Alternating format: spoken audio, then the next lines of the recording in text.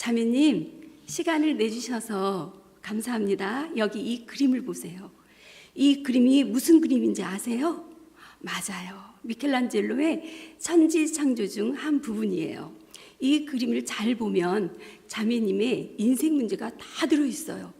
자매님의 과거가 어떠했는지, 현재는 왜 이렇게 사는지, 또 미래는 어떻게 될지를 정확하게 보여줍니다.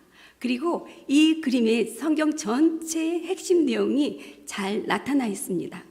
자매님, 제가 질문 하나 드릴게요. 만약에 지금 이 순간에 이 세상을 떠나신다면 천국에 들어갈 확신이 있으세요? 확신이 없으세요? 그럼 오늘 이 시간에 확신을 갖게 되시기를 바랍니다.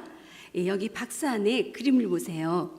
여기 세상을 창조하시고 인간을 지으신 하나님의 오리지널 디자인이 잘 나타나 있어요. 하나님이 세상을 만드시고 또 에덴도 만드시고 인간이 거기서 왕같이 귀하게 살도록 창조하셨어요. 하나님은 인간을 지으시고 기쁨의 복을 주셨어요. 기쁨은 인생의 맛이고 가장 큰 능력의 원천입니다. 그리고 번성의 복을 주셨어요. 생육하고 번성해서 땅에 충만하라 하셨는데 번성은 생명의 최고로 건강한 상태입니다. 그리고 부요의 복을 주셨습니다. 부요란 더 원하는 게 없는 복입니다. 그리고 자유를 주셨습니다. 인간을 기계가 아니라 하나님처럼 완전한 인격으로 대우해 주신 것입니다. 그리고 사랑의 복을 주셨습니다. 하와를 지어서 행복한 가정을 이루고 사랑하며 살게 하셨거든요.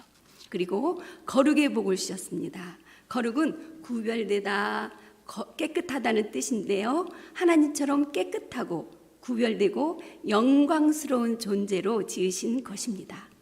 그리고 왕권을 주셨습니다.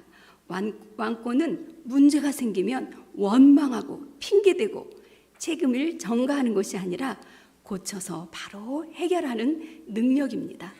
그리고 안식의 복을 주셨습니다. 인간은 참 평안과 참 쉼을 통해서 재충전을 하게 해주셨어요. 그리고 교제하는 복을 주셨습니다. 하나님과 직접 소통하며 교제할 수 있도록 복을 주셨어요. 하나님을 닮고 또 모든 문제를 하나님과 의논해서 해결할 수 있는 복입니다. 그리고 중요한 영생의 복을 주셨습니다. 영생은 생명의 길이만 영원한 게 아니라 생명의 수준과 차원이 하나님의 생명으로 사는 것입니다. 이렇게 많은 복이 있지만 가장 중요한 10가지만 생각해 봤는데 이 복을 누리는 상태를 가리켜서 천국이라고 합니다. 이것이 하나님의 오리지널 디자인이에요. 자매님은 지금 이렇게 살고 계세요? 이렇게 살지 못하세요. 이렇게 살지 못한다면 그것은 정상이 아니에요. 어쩔 수 없지, 사람들이 다 이렇게 사는데 라고 생각하면 안 돼요. 왜냐하면 하나님께서 우리를 이렇게 살도록 디자인하셨기 때문에 우리는 반드시 하나님의 오리지널 디자인을 회복해야 돼요. 그리고 두 번째 그림을 보세요. 하나님은 우리에게 천국의 복을 누리게 하셨는데 문제가 생겼어요. 인간이 마귀의 시험에 빠져서 죄를 범함으로 생명의 하나님과 분리되고 단절되어 버렸어요. 성경을 보면 뱀으로 상징된 사단이 인간을 시험했어요. 인간은 사단의 시험을 이길 수 있는 왕권을 가졌음에도 불구하고 사단을 물리치지 않고 사단의 시험에 빠져서 죄를 범했어요. 죄는 하나님을 의심하고 불신하는 거예요. 이렇게 불신함과 불순종이 바로 죄예요. 죄는 하나님과의 관계를 단절시키고 분리시키는 결과를 가져왔습니다. 마치 나무가 뿌리에서 잘리고 단절될 때 생명이 죽고 꽃과 잎이 시드는 것과 같아요. 인간이 죄를 범해서 하나님과 분리되고 단절되자 모든 복은 사라지고 반대로 저주가 왔어요. 기쁨 대신에 슬픔이 오고요. 죄 때문에 번성 대신에 저주와 질병이 왔어요. 죄 때문에 부요 대신에 가난해졌어요. 물질이 없는 가난도 고통스럽지만 많이 갖고도 만족이 없는 정신적인 가난은 더 불행합니다. 죄 때문에 하나님과 분리되자 자유 대신에 방황하게 됐어요. 하나님과 단절되자 사랑 대신에 증오와 미움이 생겼어요. 깨끗하고 구별되라고 주신 거룩 대신에 더럽고 추악한 존재가 되었어요.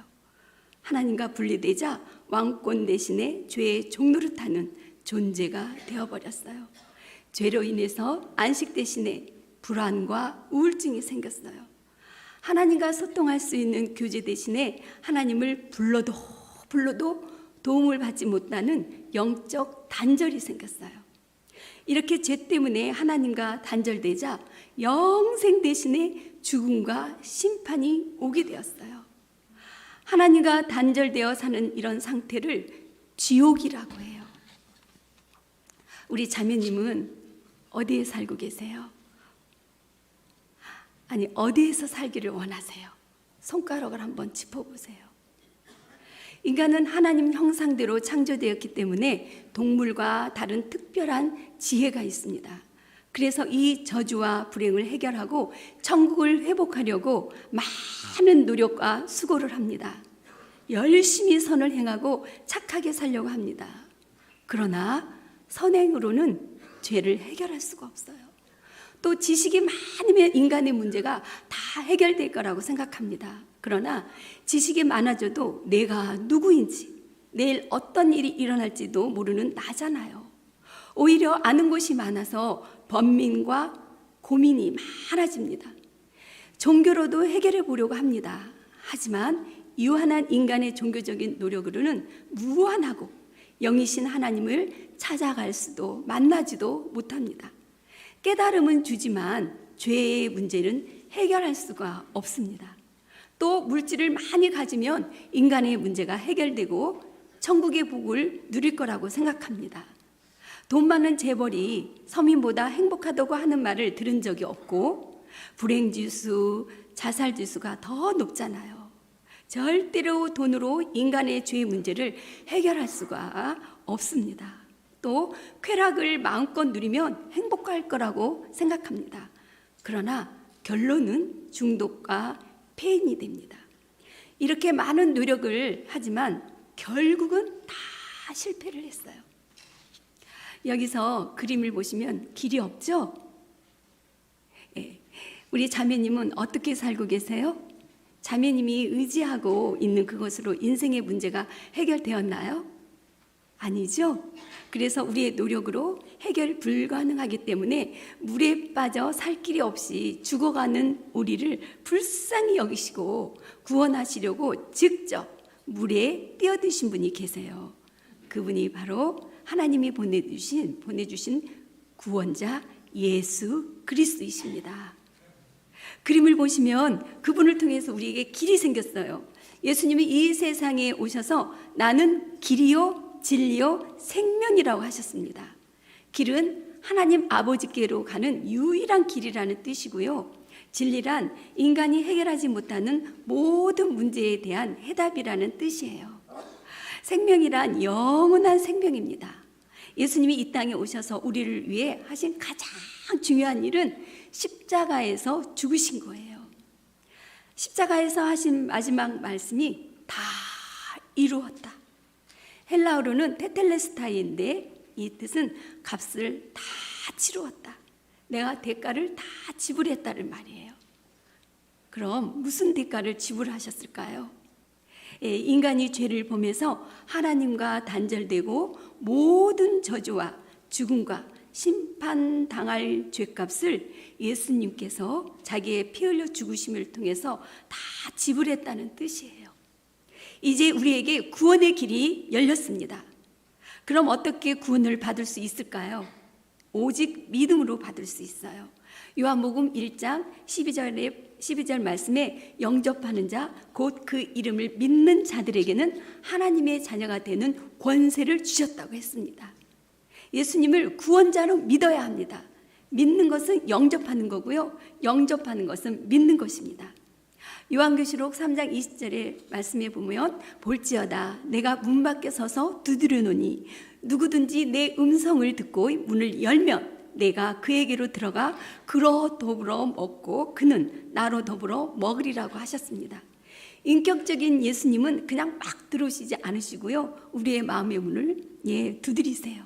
누구든지 주님의 음성을 듣고 마음의 문을 열면, 영접하면 그분이 내 안에 들어오신대요.